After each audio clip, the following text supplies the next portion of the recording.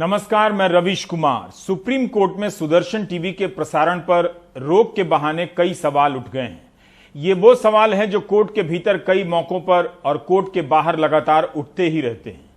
क्या कोर्ट के ये प्रश्न मीडिया की भूमिका, उसकी फंडिंग, विज्ञापन के तौर तरीके में कोई बदलाव लाएंगे या फिर पहले की टिप्पणियों की तरह अदालतें आगे बढ़ जाएंगी? पूरी बहस को मोटा मोटी दो हिस्सों में बांट सकते हैं: पत्रकारिता की स्वतंत्रता, अभिव्यक्ति की स्वतंत्रता और बैन किया जाना। दूसरा हिस्सा है विज्ञापन का, फंडिंग का। Justice KM. जोसेफ ने बहस के दौरान एक टिप्पणी की, हमें दृश्य मीडिया के स्वामित्व को देखने की जरूरत है। कंपनी का संपूर्ण शेयर होल्डिंग पैटर्न जनता के लिए साइट पर पेश होना चाहिए या कंपनी के राजस्व मॉडल को जांचने के लिए भी रखा जाना चाहिए कि क्या सरकार एक में अधिक विज्ञापन डाल रही है और दूसरे में कम। मीडिया ही इस सवाल को नजरअंदाज कर देगा, लेकिन जस्टिस के.एम. जोसेफ का उठाया गया यह सवाल कई बदलावों की शुरुआत कर सकता है। सरकार की तरफ से जो विज्ञापन दिए जाते हैं वो जनता का पैसा है। केंद्र सरकार से लेकर राज्य सरकारों के पास बहुत बड़ा बजट होता है। सवाल सही है कि क्या सरकार एक में विज्ञापन ज्यादा डालती है और दूसरे में कम। इस सवाल का जवाब भी सुप्रीम कोर्ट एक मौके पर दे चुका है। एक मामले में, सभी के लिए नहीं था। मामला यह था कि हिंदी के एक बड़े अखबार राजस्थान पत्रिका को राजस्थान सरकार ने विज्ञापन देना बंद कर दिया था। अगस्त 2016 में पत्रिका के संपादक गुलाब कोठारी ने एक संपादकीय लिखा और कहा कि 37 संस्करणों वाले इस अखबार को वसुंधरा सरकार ने विज्ञापन देना बंद कर दिया है।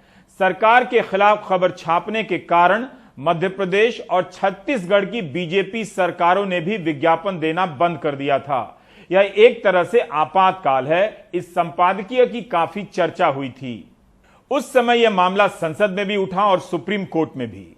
Justice A K. सीकरी और जस्टिस डी.वाई. चंद्रचूड़ की बेंच थी। आदेश हुआ कि राजस्थान पत्रिका को सरकारी विज्ञापन दिए जाएं, रोका नहीं जा सकता। यह मुकदमा अभिषेक मनु सिंह भी लड़ रहे थे। उन्होंने कहा कि 2015 में राजस्थान पत्रिका को सरकारी विज्ञापनों का 34.12% मिल रहा था, जो 2016 में घटकर 1.26% रह गया। इसलिए अखबार को पूरा विज्ञापन मिलना चाहिए। राजस्थान पत्रिका ने उसी वक्त एक और लड़ाई लड़ी थी। इस लड़ाई में दूसरे अखबार भी थे। अक्टूबर 2017 की बात है। वसुंधरा सरकार एक कानून लाने जा रही थी जिसे राजस्थान के प्रेस में खूब विरोध हुआ, कई पत्रकारों और संस्थानों ने किया, जिसके तहत इस कानून के प्रस्ताव के हिसाब से राज्य के सेवानिवृत्त एवं सेवारत न्यायाधीशों, मजिस्ट्रेटों और लोक सेवकों यानी नौकरशाहों की जांच से जुड़ी खबरों को छापने से पहले सरकार से ही अनुमति लेने की जरूरत थी। प्रेस सरकारी अनुमति मिल जाने से पहले इनमें से किसी के नामों को प्रकाशित करने पर अगर कर दिया किसी ने तो 2 साल की सजा का प्रावधान था।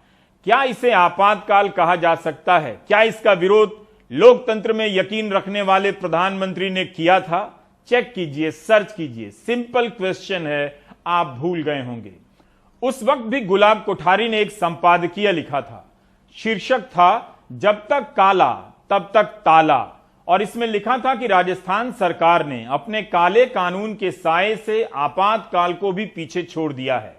वसुंधरा राजे जब तक इस काले कानून को वापस नहीं ले लेती हैं, तब तक राजस्थान पत्रिका उनके एवं उनसे संबंधित समाचारों का प्रकाशन नहीं करेगा। इस कानून के ड्राफ्ट को सिलेक्ट कमेटी को भेज दिया गया, विधानसभा की कमेटी है, और दिसंबर 2017 में लैप्स कर जाने दिया गया। अगस्त 2018 में इसे वापस ले लिया गया।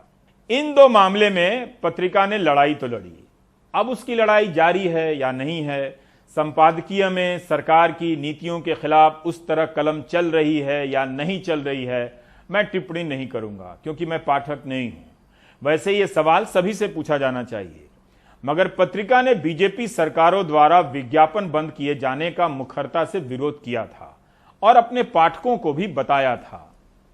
हाल में जब प्रधानमंत्री ने जयपुर में पत्रिका गेट का उद्घाटन किया तो प्रधानमंत्री की बातों से लगा कि वो तलखी अब नहीं है, नजदीकी आ गई है। उन्होंने कहा कि गुलाब कोठारी जी, आपको तो याद होगा जब कोरोना को लेकर मैंने प्रिंट मीडिया के साथियों से मुलाकात की थी, तब भी आपके सुझाव, आपकी सलाह पर मैंने कहा था कि आपके शब्द मुझे आपके पिता की याद दिलाते हैं। प्रधानमंत्री ने कोरोना के पहले मीडिया के संपादकों से हुई मुलाकात का जिक्र किया। इसे लेकर उस वक्त भी काफी कुछ छपा था। मार्च में तालाबंदी से पहले कई भाषाओं के अखबारों और चैनलों के मालिकों और संपादकों से प्रधानमंत्री ने मुलाकात की थी। इस मुलाकात पर कारवां पत्रिका की एक रिपोर्ट काफी चर्चित हुई थी, जिसे सागर ने लिखा था। सरकार की वेबसाइट पर ही इस बैठक की जानकारी थी, जिसे सागर ने अपनी रिपोर्ट में शामिल किया था। वेबसाइट पर मुलाकात की दी हुई सूचना में कहा गया था कि प्रधानमंत्री ने यह कहा है कि नकारात्मकता के फैलाव को रोकना जरूरी है। ध्यान से सुनिएगा। नागरिकों को भरोसा दिलाने की जरूरत है कि सरकार कोविड से लड़ने के लिए प्रतिबद्ध है। इस पंक्ति पर गौर कीजिए, जिसमें लिखा है कि पत्रकार प्रधानमंत्री के सुझावों को लेकर प्रतिबद्ध हैं, पॉजिटिव और प्रेरक स्टोरी प्रकाशित करेंगे। इस मुलाकात का कोविड की रिपोर्टिंग पर क्या असर पड़ा, इसे लेकर जनरल टिप्पणी नहीं करनी चाहिए। आप समझ गए। आप चाहते हैं तो बकायदा उन चैनलों और अखबारों की रिपोर्ट पर रिसर्च कीजिए। वैसे उस बैठक में शामिल कई चैनलों पर 2-2.5 महीने से एक ही मुद्दा कवर हो रहा है, न निगेटिव है न पॉजिटिव है। सुशांत सिंह राजपूत का कवरेज।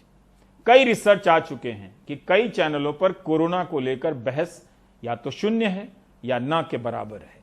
निगेटिव खबर किसे कहते हैं, इस चालाकी को समझने की जरूरत है। देश में 2 करोड़ लोगों की नौकरी चली गई, 1 करोड़ नौजवानों को सरकारी नौकरी नहीं मिल रही है। अगर आप इस पर 2.5 महीने लगातार कवरेज कर दें तो हो सकता है कि कह दिया जाए कि आप बड़े नेगेटिव हैं। 200 लोगों को नौकरी भी तो मिली है, वो आप दिखा नहीं रहे हैं। कहां 3 करोड़ बेरोजगार, कहां 200 को रोजगार। एक मिसाल दे रहा हूं, मतलब समझ जाइएगा। लोकतंत्र में जिम्मेदार नागरिक बनना सबसे मुश्किल काम है, पढ़ना पड़ता है। अब आते हैं मूल विषय पर। सरकारी विज्ञापन के मामले में सुप्रीम कोर्ट पहले फैसला दे चुका है, राजस्थान पत्रिका के बारे में जैसा कि बताया। लेकिन क्या इसके बाद भी इन मामलों में पारदर्शिता आई? क्या अखबारों को विज्ञापन रोककर झुकाने के प्रयास बंद हो गए? जवाब है नहीं। During the NDA regime, during the present regime, sir media वालों को गला दबा जा रहे हैं। सारे एडवर्टाइजमेंट बंद किया जा रहे हैं। गलत ये है, उन लोग का दोष ये है कि ये सरकार के खिलाफ कभी कभी आवाज उठाते हैं। सरकार के खिलाफ आवाज उठाना कोई जुल्म नहीं है sir. The undemocratic and megalomaniac style of stopping government advertisement is a message to media from this government to toe his line. Rafael deal was engulfed in controversies, favoritism and corruption. The Hindu newspaper exposed it. Times of India exposed violation of model code of conduct by Prime Minister. Telegraph and ABP were critical of Prime Minister. This is a democratic country and freedom of expression and freedom of press are so much important and everybody must stood. Congress नेता अधीर रंजन चौधरी ने जून 2019 में सदन में यह बात उठाई थी, यानी पत्रिका मामले में सुप्रीम कोर्ट के फैसले के बाद भी द हिंदू, द टेलीग्राफ और आनंद बाजार पत्रिका, टाइम्स ऑफ इंडिया को विज्ञापन नहीं मिल रहे थे। कारण बताने की जरूरत नहीं है। 18 अगस्त 2019 को हिंदू ने विज्ञापनों पर लिखा था कि विज्ञापन पाना अब चुनौती का काम हो गया है। अखबार का बिजनेस मॉडल दबाव में है। केंद्र सरकार ने हिंदू को विज्ञापन देना बंद कर दिया है। रफाल विमान के घोटाले से जुड़ी खबरों के प्रकाशन के बाद से ऐसा किया है। क्या हिंदू को अभी भी सरकारी विज्ञापन मिल रहे हैं? सुशील महापात्र हमारे सहयोगी ने एन राम से बात की। I think it is a very good observation because it is clear to me that it is illegal for the government using public funds, using taxpayers' money to discriminate on a political basis. If somebody is doing propaganda for the government and the government rewards them with advertising, I think that is illegal. It's a misuse of public funds. Therefore, to get information on these metrics, who you reach, who are the shareholders, where your revenue comes from, I think it's very, very relevant. And but this needs to be challenged because for example, NDTV has great credibility. It has reach. NDTV, I mean the whole group, including the English language channel. That's the only one, the only Indian news channel I watch in English. Other than I watch the BBC and CNN International, but NDTV 24/7 is the only one I watch on because I trust it, the news. And if the government discriminates against an independent television news channel, I think that is illegal, as it is for the government to discriminate against newspapers which they don't like, which are independent and perhaps critical or publish investigative stories which the government may not like. So I think it's a good suggestion to make this transparent so the public understands how these ad spending by the government, how it is determined. We have not got any central government ads to date, and this came immediately after our Rafale investigation. That series was published. So it is a fact that they are discriminating against the Hindu, but we have not petitioned the government. We have not sought that because we are independent and we can, we have to fight it legally. इसलिए justice KM. Joseph का सवाल बेहद जरूरी है कि सरकार क्या किसी एक संस्थान को अधिक और एक को कम विज्ञापन दे सकती है। इसका जवाब विस्तृत होना चाहिए। पैमाना क्या होना चाहिए? गवर्नमेंट के पास जो पावर ऑफ पर्स है वो आप उसको डंडे की तरह से इस्तेमाल नहीं कर सकते। हर गवर्नमेंट के पास, हर सरकार के पास सिर्फ एक यही ब्रह्मास्त्र होता है मीडिया पर कि यदि कवरेज उनके द्वारा फेवरेबल नहीं है तो उनकी फंडिंग को चोक कर दिया जाए। नेपोटिज्म और बायसनेस के एलिगेशंस सरकारों के खिलाफ एडवर्टाइजमेंट के कॉन्टेक्स्ट में बहुत समय से लगाए जा रहे हैं। यदि हम फिगर्स को देखें तो 2011 से 2014 के बीच में भारत सरकार ने लगभग 2048 करोड़ रुपया खर्च किया था एडवर्टाइजमेंट्स अलग अलग प्लेटफॉर्म्स के थ्रू। 2014 से 2018 में जो स्टेटमेंट दिया था लोकसभा में इंफॉर्मेशन और ब्रॉडकास्टिंग मिनिस्टर ने, उनके थ्रू तक जो स्टेटमेंट दिया था और जो फिगर्स जो आंकड़े सामने आए थे उसके हिसाब से लगभग 5200 करोड़ रुपया खर्च किया गया था 2014 से 2018 के बीच में। और ये जो आंकड़े हैं वो सिर्फ भारत सरकार के हैं। मैं राज्य सरकार और स्टेट गवर्नमेंट्स ने जिस तरीके की खर्चा किया है ये उन फिगर्स को इंक्लूड नहीं करते हैं। तो ये अमाउंट्स बहुत ही ज्यादा सब्सटेंशियल है और बहुत ही ज्यादा लार्ज है। सुप्रीम कोर्ट ने 2014 में एक ब्रॉड कैटेगराइजेशन किया था जब उन्होंने कहा था कि सिर्फ प्राइम मिनिस्टर या प्रेसिडेंट या चीफ मिनिस्टर या गवर्नर की फोटो लगाई जानी चाहिए जो सरकार की तरफ से जो एडवर्टाइजमेंट्स आते हैं। उसमें उन्होंने काफी क्लियरली कहा था कि फेयरनेस का जो कॉन्सेप्ट है और even dispensation to all media and publishing houses जो है, इवन डिस्पेंसेशन वो सरकार को, चाहे भारत सरकार हो, केंद्र सरकार हो या राज्य सरकार हो, उनको मेंटेन करना पड़ेगा। इस सवाल को आप कांग्रेस या बीजेपी सरकार की नजर से देखेंगे तो सरकारें तो बदलती रहती हैं और सवाल वहीं के वहीं रह जाते हैं। हर सरकार में होता है, इस आधार पर यह होता रहे जरूरी नहीं। राज्यों से और भी बुरी खबरें सुनने को मिलती हैं। अकेले महाराष्ट्र में 3000 से ज्यादा पत्रकारों को निकाला गया है। वहाँ हमारी कई एनयूज महाराष्ट्र इस मामले में बड़ा आंदोलन छेड़ रखा है। दिल्ली भी मैं बात करें तो हिंदुस्तान टाइम्स ग्रुप से 400 से ज़्यादा लोग निकाले गए हैं, टाइम्स ऑफ इंडिया से निकाले गए हैं, इंडियन एक्सप्रेस से निकाले गए हैं। अगर हम बात करें तो पूरे देश में कोरोना काल में जो पत्रकार निकाले गए हैं उनकी संख्या 20,000 तक पहुंच गई है, एक अनुमान है। और जो हमारे साथियों ने हमारे राज्य इकाइयों में सूचना दी है उसके मुताबिक ये संख्या लगातार बढ़ती जा रही है। धीरे धीरे लोग अखबार बंद करते जा रहे हैं और अखबारों के मालिकों को भी ये लगता है कि हम कम से कम कर्मचारियों से अखबार निकलवाएं। एक तरफ IINS का कहना है कि कोरोना काल मार्च अप्रैल में उन्हें 4500 करोड़ का घाटा हुआ है। ये घाटा 7-8 महीने में 15,000 करोड़ जा सकता है। उनकी बात में सच्चाई भी है। पैसा जनता का है, इसका बजट तो पारदर्शी होना चाहिए, जानकारी वेबसाइट पर होनी चाहिए। किसे कितना पैसा दिया पता चलता कि लोकतंत्र का जाप करने वाली सरकार या सरकारें अपनी विज्ञापन नीतियों से प्रेस में सवाल करने को सपोर्ट करती हैं या संवाद करने वाले सवाल करने वालों को निकलवा देती हैं। नीतियां तो होंगी कुछ ना कुछ, मगर यही लगता है कि सरकारों की ही मर्जी चलती है। 21 नवंबर 2017 को इंडियन एक्सप्रेस में छपी एक खबर से आपको और समझाना चाहता हूं। श्यामलाल यादव की इस खबर के अनुसार मध्य प्रदेश की सरकार ने 2012 से लेकर 15 के दौरान 14 करोड़ रुपए के सरकारी विज्ञापन ऐसी वेबसाइट को दिए जिनकी भूमिका संदिग्ध थी। 234 वेबसाइट को 14 करोड़ बांट दिए गए। किसी को 10,000 मिला तो किसी को 21 लाख भी।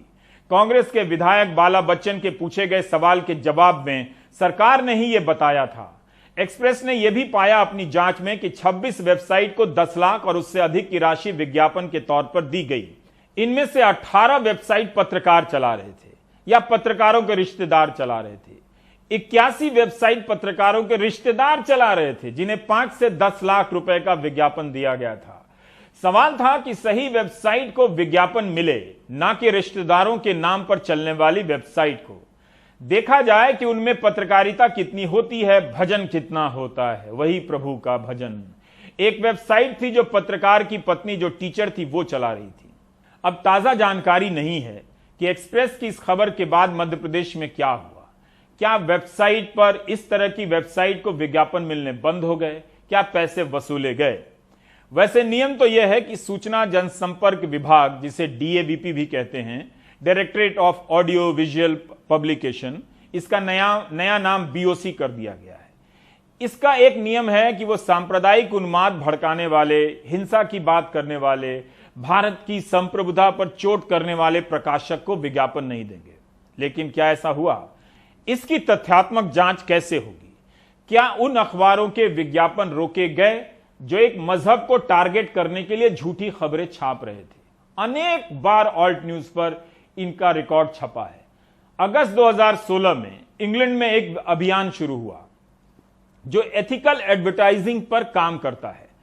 इसका नाम है स्टॉप फंडिंग हेट। यह समूह कंपनियों को सलाह देता है कि अपने विज्ञापन उन अखबारों और टीवी चैनलों पर ना दें जो नफरत फैलाते हैं और अल्पसंख्यक समुदायों या शरणार्थियों के बारे में गलत खबरें चलाकर उन्हें खलनायक के रूप में पेश करते हैं। कई बार कंपनियां अपना विज्ञापन वापस ले भी लेती हैं। 15 सितंबर की ही खबर है कि अमेरिकी बिजनेसवुमन और मॉडल किम कार्डेशियन ने अपना फेसबुक और इंस्टाग्राम पेज एक दिन के लिए बंद कर दिया। इंस्टाग्राम पर उन्होंने लिखा है कि मैं खड़े खड़े नहीं देख सकती कि सोशल मीडिया पर फैलाई जाने वाली गलत खबरें किस तरह हमारे देश में फूट डाल रही हैं। इनका हमारे चुनावों पर बहुत बुरा प्रभाव पड़ता है और यह हमारे लोकतंत्र को कमजोर बनाता है। इस अभियान का नाम है स्टॉप हेट फॉर प्रॉफिट, यानी मुनाफे के लिए नफरत मत फैलाओ। इस अभियान के तहत फेसबुक से कहा गया है कि हेट स्पीच और फेक न्यूज को लेकर और गंभीर हो। अमेरिका में जुलाई 2020 से सिविल राइट्स ग्रुप्स ने यह अभियान शुरू किया, जिसके बाद अमेरिका में 1200 से भी ज्यादा छोटी बड़ी कंपनियों ने फेसबुक पर ऐड देना, विज्ञापन देना बंद कर दिया। इससे फेसबुक पर वैसे खास असर नहीं पड़ा, ना नुकसान हुआ। अब अगले हिस्से में देखते हैं कि जस्टिस डीवाई चंद्रचूड़ और जस्टिस केएम जोसेफ ने प्रेस की स्वतंत्रता और अभिव्यक्ति की स्वतंत्रता को लेकर क्या कहा। ध्यान रहे, हम बहस के हिस्से को सिलसिलेवार तरीके से पेश नहीं कर रहे, यानी जैसे जैसे कहा गया, बल्कि टिप्पणियों को अपने हिसाब से अलग अलग तरीके से सजा रहे हैं। याचिकाकर्ताओं के वकील वरिष्ठ अधिवक्ता अनूप जॉर्ज चौधरी ने अदालत को बताया कि वर्तमान में सेवाओं में केवल 292 मुस्लिम अफसर थे। उन्होंने कहा कि यदि आप प्रतिलेख पढ़ते हैं तो आप देखेंगे कि वे कहते हैं कि मुस्लिम नागरिक सेवाओं में घुसपैठ कर रहे हैं, कार्यक्रम का प्रतिलेख, और वे कहते हैं कि मुस्लिम ओबीसी अन्य ओबीसी का हिस्सा कैसे खा रहे हैं। शो के रेखांकन हैं। उन्होंने शो में कहा है, गद्दार कहा है और गालियां दी हैं जिसे हम यहां पर नहीं दिखा सकते। बहुत दुर्भाग्यपूर्ण शब्दों का इस्तेमाल हुआ है। इस बिंदु पर न्यायमूर्ति चंद्रचूड़ ने कहा कि याचिका दिशा निर्देशों के लिए प्रार्थना करती है कि मीडिया कुछ मुद्दों को कैसे दिखाए। उन्होंने स्पष्ट किया कि हम यह नहीं कह रहे कि राज्य इस तरह के किसी भी दिशा निर्देश को लागू करेंगे, क्योंकि यह अनुच्छेद 19(1)(a) के लिए एक विषय हो जाएगा।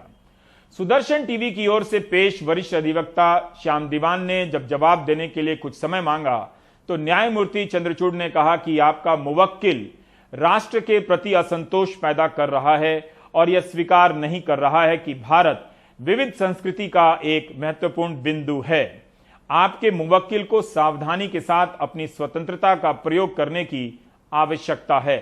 न्यायमूर्ति जोसेफ ने कहा कि प्रोग्राम कोड के नियम 6 में कहा गया है कि केबल टीवी कार्यक्रम कुछ भी ऐसा नहीं दिखा सकते हैं जो किसी विशेष धर्म या समुदाय को टारगेट करता है। सुदर्शन टीवी के वकील श्याम दीवान ने जवाब देने के लिए 2 सप्ताह का समय मांगा, हालांकि कहा कि तब तक एपिसोड के प्रसारण पर रोक ना लगे।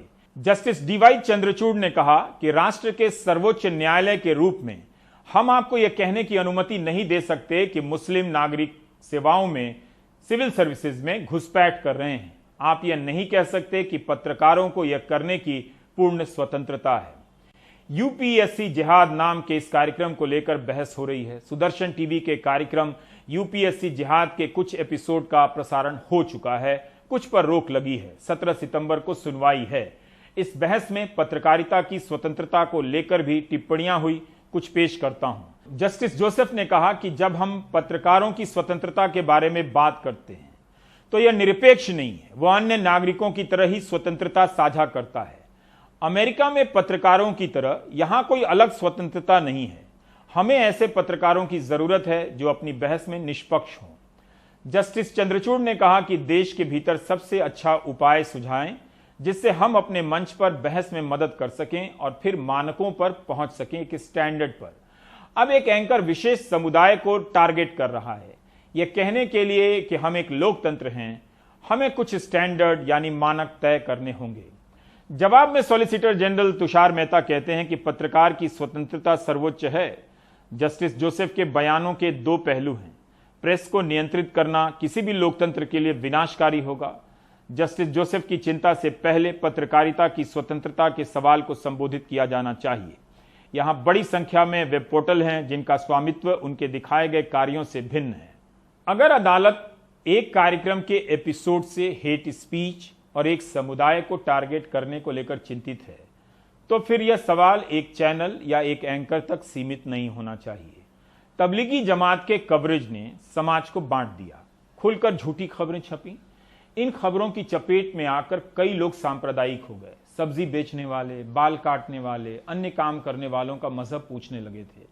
बॉम्बे हाईकोर्ट की टिप्पणी यहां लाजमी है। जस्टिस टीवी नलवाड़े और जस्टिस एमजी सेविलकर की बेंच ने जो कहा है उन बातों को उन चैनलों ने आराम से किनारे कर दिया जिन्होंने दिन रात तबलीगी के नाम पर एक समुदाय को टारगेट किया था। बॉम्बे हाईकोर्ट ने कहा कि दिल्ली में मरकज के कार्यक्रम में जो विदेशी नागरिक आए थे उनके खिलाफ प्रिंट और इलेक्ट्रॉनिक मीडिया में बड़ा प्रोपेगेंडा चला और यह छवि बनाने का प्रयास किया गया कि ये विदेशी भारत में कोविड-19 के प्रसार के लिए जिम्मेदार हैं। जहां कहीं भी महामारी या आपदा आती है, राजनीतिक सरकार बलि का बकरा ढूंढती है। तमाम हालात इस संभावनाओं की तरफ इशारा करते हैं कि विदेशियों को बलि का बकरा बनाने के लिए चुना गया। भारत में संक्रमण के ताजा आंकड़े दिखाते हैं कि मौजूदा याचिकाकर्ताओं के खिलाफ ऐसी कार्रवाई नहीं होनी चाहिए थी। समय आ गया है कि विदेशियों के खिलाफ कार्रवाई करने वाले प्रायश्चित करें और इससे जो नुकसान हुआ है उसे ठीक करने का सकारात्मक कदम उठाएं। जनवरी से पहले भारत में कई जगह पर धरना प्रदर्शन हो रहे थे। उनमें शामिल होने वाले ज्यादातर मुसलमान थे। उन्हें नागरिकता संशोधन कानून 2019 को लेकर आपत्तियां थीं। उन्हें लगता है कि मुस्लिम शरणार्थी और प्रवासियों को नागरिकता नहीं दी जाएगी। वे नेशनल रजिस्टर का विरोध कर रहे थे। मौजूदा मामले में कार्रवाई उन प्रदर्शनकारी मुसलमानों के मन में भय पैदा करने के लिए की गई। यह संकेत दिया गया कि उनके खिलाफ कुछ भी किया जा सकता है, इसलिए विदेशियों के खिलाफ कार्रवाई के पीछे की मंशा ठीक नहीं लगती है। ये बदनीयती से कदम उठाए गए हैं। बॉम्बे हाईकोर्ट की बेंच की टिप्पणी से साफ है कि एक समुदाय को टारगेट करने के लिए प्रिंट और इलेक्ट्रॉनिक मीडिया ने कवरेज किया। कई साल से इस मकसद से झूठी खबरें छप रही हैं, दिखाई जा रही हैं। मॉब लिंचिंग तक हुई। क्या अदालत की टिप्पणी कोई ठोस रूप लेगी या अन्य टिप्पणियों की तरह छपकर भुला दी जाएगी? फिरोज इकबाल खान, अनूप जॉर्ज चौधरी, शाहरुख आलम, शादान फरसाद, गौतम भाटिया और अनस तनवीर अगर अदालत तक इस मामले को ना ले गए होते तो इस पर इतनी बहस भी ना होती।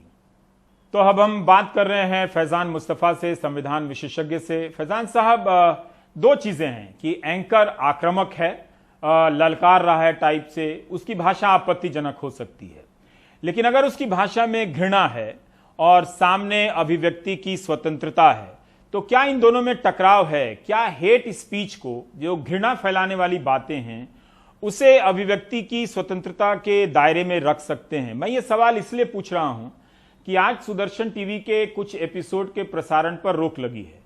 कल ये अंतिम तो है नहीं, कल किसी और के प्रसारण पर रोक लग जाएगी।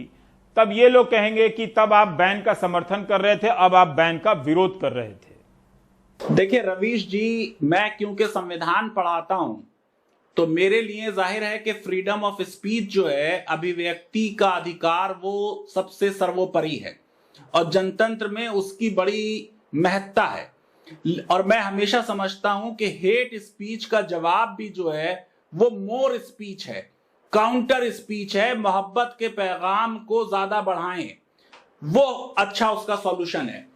तो सबसे ज्यादा हमें हेट स्पीच के मामले में यही देखना है कि फ्रीडम ऑफ स्पीच पे इसका चिलिंग इफेक्ट ना हो।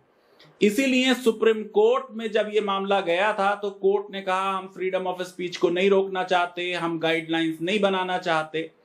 लेकिन अब जब सर से पानी उठ जाए और हेट स्पीच की बात नहीं हो रही, डेंजरस स्पीच की बात हो रही है, तो ये वो डेंजरस स्पीच जो हमारे समाज की ट्रैंक्विलिटी और हार्मनी को हमेशा के लिए बर्बाद कर देगी, तो उसको फिर रोकने के लिए कुछ ना कुछ जरूर किया जाना चाहिए। मैं क्रिमिनल सैंक्शंस का कभी भी पक्षधर नहीं रहा हूं, इसलिए मुझे लगता है कि जो विदेशों में इसमें सॉल्यूशंस हैं कि सिविल रेमेडीज हो, रेस्टोरेटिव जस्टिस हो, जो ऑफेंडर है वो विक्टिम के साथ बैठे, जैसे सुदर्शन टीवी के जो एंकर हैं उनकी ड्यूटी लगा दी जाए कि 15 दिन किसी मुस्लिम आईपीएस ऑफिसर के साथ आपको रहना है और आपको देखना है कि क्या ये किसी हिंदू ऑफिसर से किसी भी तरीके से किसी भी मामले में क्या कम है। तब मैं समझता हूं कि उससे ज्यादा फायदा होगा, क्योंकि हेट स्पीच के नाम पे सरकार को सेंसरशिप का बटन दे देना जो है वो वास्तव में जो सही लोग बात कर रहे हैं उनके ऊपर इस्तेमाल किया जा सकता है। पर क्या ये जो कोर्ट के सामने था, जस्टिस डीवाई चंद्रचूड़ कह रहे हैं कि ये एंकर वो हैरान है कि किस तरह से ऐसे किसी समाज को टारगेट कर सकता है कि कोई सिविल सेवाओं में जा रहा है इस तरह की बातों को लेकर। उन्होंने वैसे पहली बार तो 4-5 एपिसोड के प्रसारण की इजाजत दे ही दी, बाकी पर सिर्फ रोक लगी है। पता नहीं 17 तारीख को क्या होगा इसमें। देखिए रवीश, ऐसा है कि ये तो जब इसकी क्लिप आई थी जिस पे दिल्ली हाई कोर्ट ने रोक लगाई थी, वो अपने आप में फुल स्पीच थी कि ये कह रहे हैं कि क्या जामिया के पढ़े हुए लोग आपके डीएम बन जाएं, एसएसपी बन जाएं तो जिले में क्या होगा। मैं समझता हूं कि कोई एपिसोड देखने की जरूरत नहीं है। जो उन्होंने एडवर्टाइजिंग क्लिप खुद ट्वीट की थी वो कंप्लीट स्पीच थी। ये बिल्कुल क्लियर केस हेट स्पीच का है और इस पे क्योंकि पब्लिक ऑर्डर जो है वो जब संविधान सभा में बहस हो रही थी तो फ्रीडम ऑफ स्पीच पे पब्लिक ऑर्डर पहले नहीं था आर्टिकल 19 में एज ए रेस्ट्रिक्शन। लेकिन जब इतना ज्यादा मामला हो गया कि पटना हाईकोर्ट के एक जज ने कह दिया कि भारत में अगर कोई ये भी स्पीच करता है कि लोगों को मार डालो तब भी वो फ्रीडम ऑफ स्पीच से कवर होगा, तब पंडित नेहरू और पटेल में बहुत से लेटर्स हुए। दरअसल एक हिंदू आउटलुक न्यूज़पेपर था, ऑर्गेनाइजर पेपर था, ये मुसलमानों के खिलाफ, पाकिस्तान के खिलाफ बहुत जहर उगल रहे थे। एक लेटर के नेहरू के जवाब में सरदार पटेल ने कहा कि आउटलुक जैसे हिंदू आउटलुक जैसे पेपर को एग्जिस्ट नहीं करना चाहिए। उसके बाद जो संविधान का पहला अमेंडमेंट हुआ उसमें यह बात आ गई कि फ्रीडम ऑफ स्पीच को अगर पब्लिक ऑर्डर से खतरा है तो उस पर पाबंदी लगाई जा सकती है। पर इसमें ये अभी भी हर दर्शक एक जवाब को एक बार में नहीं समझ पाता, लेकिन फिर भी हम जानना चाहते हैं कि एक बैन को दूसरे बैन से उसकी तुलना की जाने लगेगी, कहा जाएगा कि हर तरह का बैन ठीक है। तो ये अंतर किस तरह से स्पष्ट करे, ये जो लाइन खींची जाए कि क्या है। जैसे प्रशांत भूषण के मामले में भी अदालत उस लाइन को खींचने की कोशिश कर रही है, प्रशांत भूषण उस लाइन को अपनी तरफ से उसका एक्सटेंड करने की कोशिश कर रहे हैं, विस्तार दे रहे हैं, कह रहे हैं कि हाँ, एक जज के भ्रष्टाचार के बारे में मैं कह सकता हूं, अपनी बात से पीछे नहीं हट रहे हैं।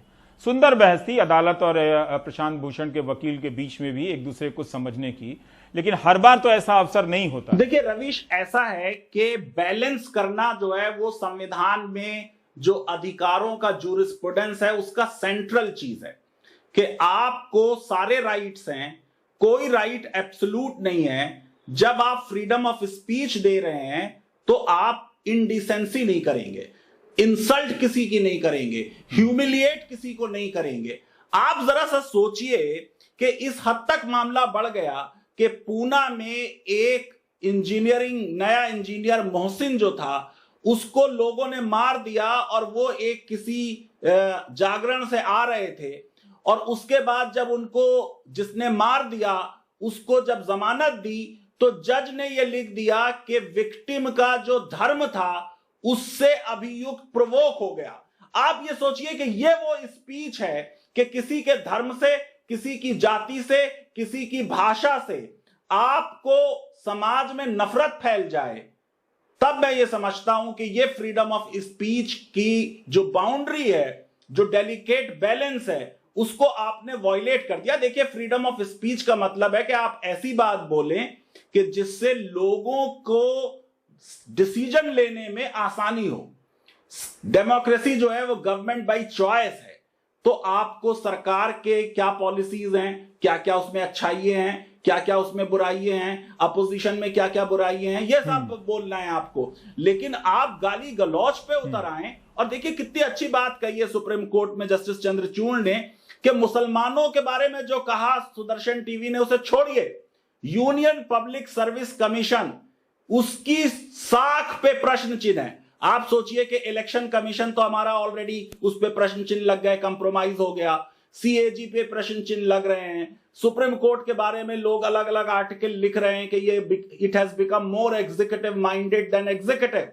अभी तक यूपीएससी पर कोई इस तरह का प्रश्न चिन्ह नहीं लगा था, उस पे भी आप प्रश्न चिन्ह लगा रहे हैं। ये ज्यादा सीरियस चीज है। पर फैजान साहब, मैं ये जानना चाह रहा था कि सुप्रीम कोर्ट में ही जब तबलीगी जमात के मीडिया कवरेज को लेकर अप्रोच किया गया तो एक बेंच का फैसला था कि आप एनबीए के पास जाइए। यहां पर दोनों की तुलना मैं नहीं कर सकता, लेकिन तब भी यहां पर जो प्रेस रेगुलेटरीज बॉडीज हैं, जो प्रेस काउंसिल ऑफ इंडिया है या न्यूज ब्रॉडकास्टर्स एसोसिएशन है, उससे कह रहे हैं कि आप लेटर हेड से बाहर भी निकलकर अपनी जिम्मेदारी देखिए। जाहिर है कि उनके पास बहुत सारे अधिकार नहीं होंगे और होते भी तो क्या हो जाता, लेकिन तब भी मैं ये समझना चाहता हूं कि अदालतों के ही फैसले में अंतर विरोध हैं। तबलीगी जमात के मामले में आप हाईकोर्ट के जजमेंट देखिए, वो अलग तरह के जजमेंट लगते हैं, उनमें मीडिया की भूमिका को लेकर बहुत ही साफ टिप्पणियां हैं। रवीश, ऐसा है कि भारत में एक सुप्रीम कोर्ट नहीं है। हमारे जजेस 3-3 की बेंचेस में, 2-2 की बेंचेस में बैठते हैं। तो अक्सर ऐसा हुआ है कि एक ही मुद्दे पे लंच से पहले एक फैसला आया, लंच के बाद दूसरा आ गया। वो दूसरी बेंच थी और उस बेंच ने यह कहा कि एक ऑर्गेनाइजेशन जो है जिसकी ये ड्यूटी है कि वो इलेक्ट्रॉनिक मीडिया को देखे, आप पहले उधर चले जाएं। ये अक्सर ऐसा होता है कि सुप्रीम कोर्ट या हाई कोर्ट ये कहती है कि पहले और जो अल्टरनेटिव रेमेडीज हैं उनको एग्जॉस्ट कर लीजिए, बाद में जुडिशरी में आइए। ये जो और ये सही भी है। ये वो बेंच थी रवीश जिसमें जस्टिस चंद्रचूड़ ने लीडिंग जजमेंट लिखा था प्राइवेसी का, और ये वो बेंच है जो सिविल राइट्स की तरफ जस्टिस चंद्रचूड़ का जो टिल्ट है वो वाइडली नोन है लोगों को। तो मैं ये समझता हूं, और ये बहुत ब्रेजेंट था, जिस तरीके का ये क्लिप है और जिस तरीके का ये प्रोग्राम है। अरे भाई, अगर उर्दू भी लेके कोई आ रहा है तो उर्दू क्या भारत की संवैधानिक भाषा नहीं है? हमारे 8 शेड्यूल में नहीं दी है क्या? संस्कृत लेके लोग नहीं आते, गुजराती लेके लोग नहीं आते, तमिल लेके लोग नहीं आते हैं? और यूपीएससी में एक स्केलिंग सिस्टम है, वो scaling system supreme court approve कर चुकी है। ये नहीं कि किसी एक पेपर में आपके ज्यादा नंबर आ गए तो वो पूरे नंबर जो हैं वही मान लिए जाएंगे। बड़ा उनका फूल प्रूफ सिस्टम है जो हमने 70 साल में बनाया है। लेकिन अब हम चाहते हैं कि उस पूरे सिस्टम को हम क्वेश्चन करके समाप्त कर दें। मेन बात यह है कि क्या समाज में घृणा फैलाई जा रही है, जहर फैलाया जा रहा है स्पीच के जरिए? अगर ऐसा है तो ये फ्रीडम ऑफ स्पीच के राइट का एब्यूज है, यूज नहीं है। यही वो लाइन है लक्ष्मण रेखा कि यूज कीजिए फ्रीडम ऑफ स्पीच को, एब्यूज नहीं कीजिए। बहुत बहुत शुक्रिया फैजान साहब इन अंतरों को समझाने के लिए। आप जितना भी समझाएं, बहुत लोगों के सोचने का तरीका इस तरह से बना दिया गया है कि आपसे हाँ कहें या सिर्फ ना कहें, लेकिन आपकी बातों में कितनी बारीकियां हैं। और आपने मोहसिन के मामले में जो हाई कोर्ट के जजमेंट का जो जिक्र किया वो कितना गंभीर है कि ये लिख दिया जाए कि मारने वाला उसके मजहब से भड़क गया था। तो एक तरह से क्या ये भी आ जाए कि वो मजहब ही एक दिन गैर कानूनी घोषित कर दिया जाए कि आप उस मजहब का आचरण ना करें क्योंकि कोई भड़क सकता है। रवीश, खास बात ये कि ये जो सुदर्शन टीवी है ये हमारी संस्कृति का इतना जिक्र करता है। संस्कृति है सर्वदेव संभाव, और प्रोग्राम हो रहे हैं कि समाज को बिल्कुल टुकड़े टुकड़े तार तार कर दिया जाए। उम्मीद है लोग समझेंगे। फैजान साहब बहुत बहुत शुक्रिया, हमें ब्रेक लेना पड़ेगा।